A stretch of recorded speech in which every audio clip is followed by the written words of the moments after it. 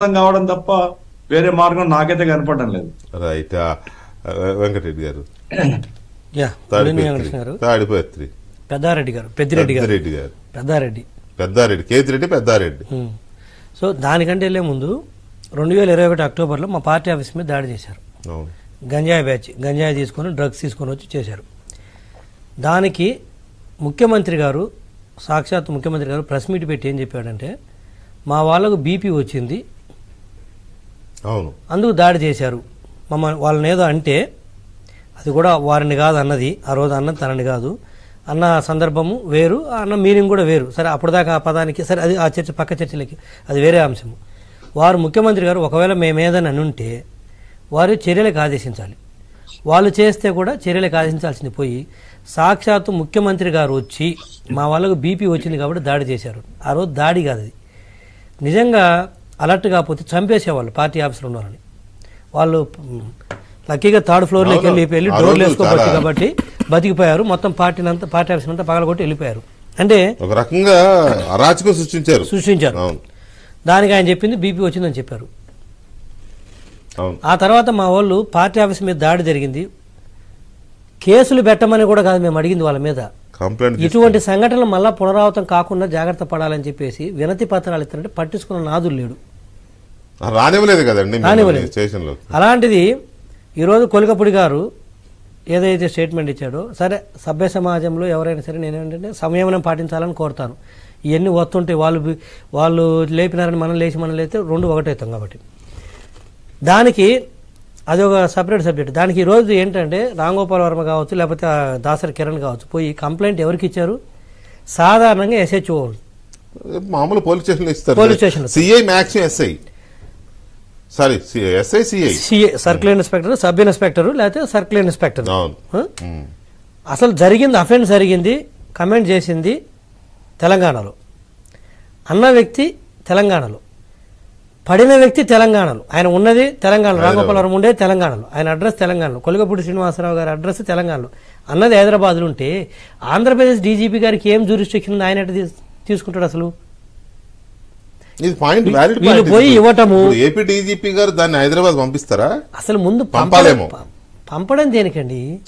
లెక్క ప్రకారం పంపాలేమో. అసలు తీసుకోవడం ఏందంట? వాళ్ళు ఇక్కడ కదా కంప్లైంట్ ఇవ్వాల్సింది.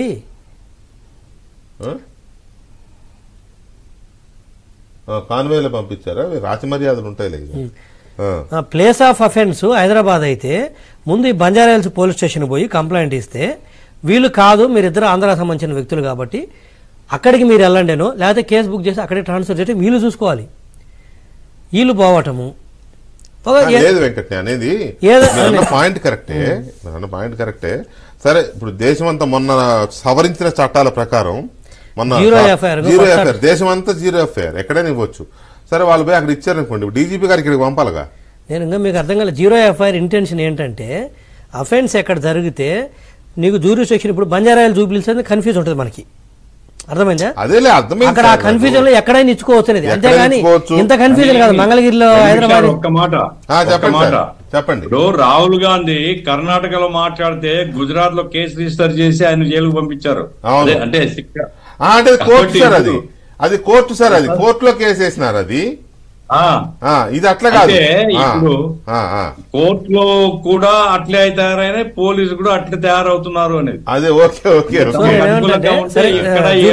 పక్కన పెడితే కాసేపు, అది ఒక సాధారణ పోలీస్ స్టేషన్ లో కంప్లైంట్ ఇవ్వగలిగినటువంటి కేసు. అది 153A గానీ వరస్ట్ కేసులు, అంటే ఏది రెండు మతాల మధ్య, కులాల మధ్య, ప్రాంతాల మధ్య గొడవలు పెట్టే సెక్షన్ కానీ, లేదా 506 క్రిమినల్ ఇంటిమిడేషన్ పెట్టాల్సిన సెక్షన్ కి ఒక ఎస్ఐఓ, సర్కిల్ ఇన్స్పెక్టర్ తీసుకోవాల్సింది ఏకంగా డీజీపీ తీసుకున్నాడు. అది కూడా ప్రభుత్వం అరేంజ్ చేసిన క్యాన్వాయిలు వెళ్ళి వాళ్ళు పోయి కంప్లైంట్ ఇచ్చి వచ్చారు. నేనేమన్నంటే తీసుకోండి, అభ్యంతరం లేదు. మరి అదే టీడీపీల మీద హత్యా ప్రయత్నాలు జరుగుతున్నాయి, ఇళ్ల మీద పడి తగలబెడుతున్నారు, పార్టీ ఆఫీసులు తగలబెడుతున్నారు. సాక్షాత్ మా చంద్రబాబు నాయుడు గారు మా సార్ ఇంటి మీద కూడా వచ్చాడు, జోగి రమేష్ కార్లు వేసుకొని వచ్చి చేతుల్లో చూపించారు. మా సార్ చంద్రబాబు నాయుడు గారు అమరావతిలో పర్యటిస్తే రాళ్ళు వేశారు, కోడిగుడ్లు వేశారు బస్సు మీద. అది వేస్తే ఆ రోజు ప్రజాస్వామ్యం అని చెప్పాడు. ఆ రోజున గౌతమ్ సావంగ్ గారు, డీజీపీ గారు, అది నిరసనలో ఒక భాగం అని చెప్పారు. జోగి రమేష్ వస్తేనేమో వారు వినతి పత్రం ఇవ్వడానికి వచ్చాడంట. ఈయనేమో పార్టీ ఆఫీస్ మీద వచ్చి గొడవలు చేస్తేనేమో వాళ్ళకి బీపీలు పెరిగినాయని ముఖ్యమంత్రి కూర్చొని చెబితే ఇక ఈ రాష్ట్రంలో లా అండ్ ఆర్డర్ ఏముంది? ఎవడైనా ఎట్లయినా మాట్లాడొచ్చు, ఇంక ఎలా అయినా మాట్లాడతాడు. ముఖ్యమంత్రి డైరెక్ట్ గా కూర్చొని ఆ మాట మాట్లాడిన తర్వాత ఈ రోజు వైసీపీలో అంత గింజుకోవాల్సిన అవసరం లేదు. నేనేం ఇలాంటివి సపోర్ట్ చేయను, కానీ బట్ మీరు అంతా గుంజుకొని మీరేదో పెద్ద ప్రజాస్వామ్య బద్దులైనట్టుగా పెద్ద పద్ధతిగా ఉన్న లెక్క గింజుకొని అయ్యో ఏదో జరిగిపోయింది, ఇలాంటి వాళ్ళన టీడీపీ ఎంకరేజ్ చేస్తుంది, ఇలాంటి వాళ్ళని వాళ్ళు కూర్చోబెట్టి మాట్లాడుతున్నారు, అంత కథలు పడొద్దు. మీరు అంత బాధపడాల్సిన అవసరం అంత మించి లేదు. ఒకసారి మన ముఖ్యమంత్రి గారు సాక్షాత్తు ప్రతిపక్ష నేతగా ఉన్నప్పుడు చంద్రబాబు నాయుడు గారి మీద కాల్చి పడేసిన అన్నారు చూసావా, అది కూడా కాసేపు పక్కన పెడదాం. సాక్షాత్తుగా ముఖ్యమంత్రి గారి స్థానంలో కూర్చొని మాట్లాడడం చూడండి, అంతా మీరు గుంజుకోవాల్సిన అవసరం లేదండి. అట్లా అని చెప్పేసి మేము చేసిన దాన్ని సమర్థించుకోవట్లేదు.